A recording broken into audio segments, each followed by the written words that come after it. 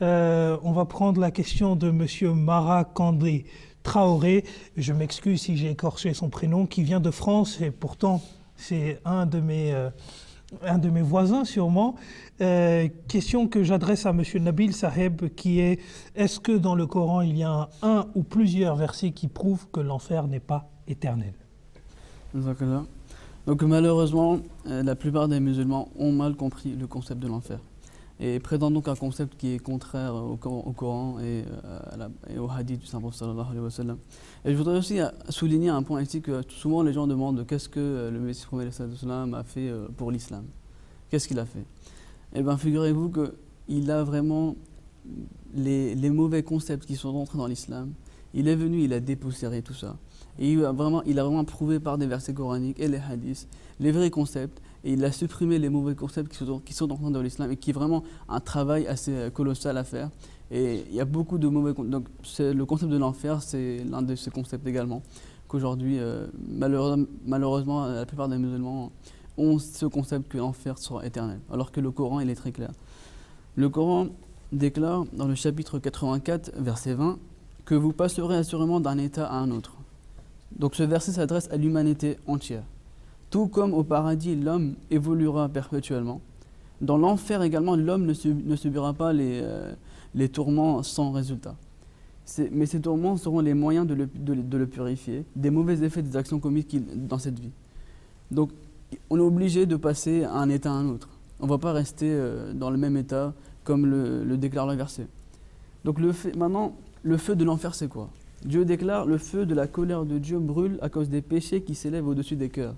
Ça veut dire que l'origine du feu de l'enfer est donc les péchés qu'un homme commet dans cette vie.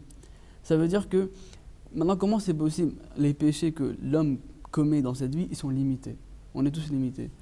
Comment c'est possible que Dieu, qui est gracieux, il vous fait passer par une punition qui est éternelle pour des péchés limités? Donc c'est même contre la logique, un tel concept. Après, maintenant, il y a des gens qui vont discuter, ils vont dire: mais écoutez, il y a le mot abadan qui vient dans le Coran pour l'enfer. Abadan qui veut dire éternel.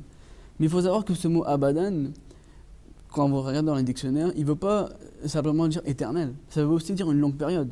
Et il faut aussi savoir que le Coran, c'est un livre qui n'a pas de doute.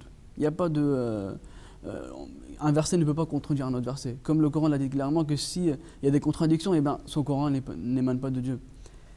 Eh ben, il y a des versets du Coran qui, par exemple, je vais réciter un verset qui est vraiment assez clair.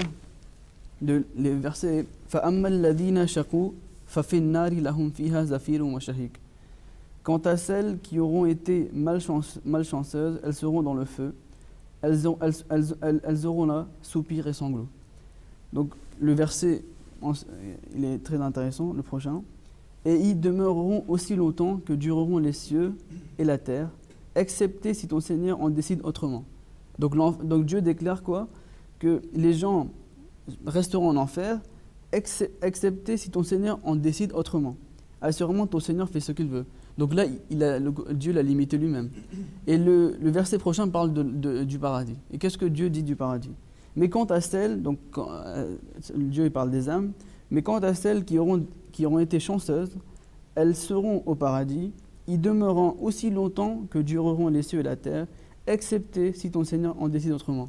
Mais là, Dieu déclare un don qui ne sera jamais interrompu. Donc le paradis, il est pour l'éternité, mais comme je viens de dire que les mots « illa ma sha'a rabbuk » identifiés pour l'enfer sont clairs. Et juste une dernière chose, c'est que Dieu dit « fa ummuhu haviya ». Sa mère Havia. Donc l'enfer, Havia, c'est un nom qui a été donné à l'enfer. Et donc l'enfer, c'est comme une mère. Donc le concept, par exemple, quand une mère, quand elle accouche, eh bien, on voit que quand le bébé il arrive à faire développer ses organes, au bout d'un moment, il aide à marcher. S'élever, en fait. Donc pareillement, l'homme qui va en enfer, plus il sera blessé, plus il aura des blessures, plus il restera longtemps. Mais quand il va se rétablir, eh ben, il sortira et ira au paradis.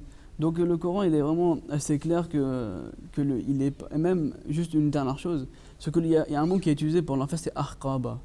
Ahkaba, ça veut dire, c'est le pluriel de hukubun, qui veut dire dans le lexicon de Lane, dans le dictionnaire de Lane, ce mot il a plusieurs significations.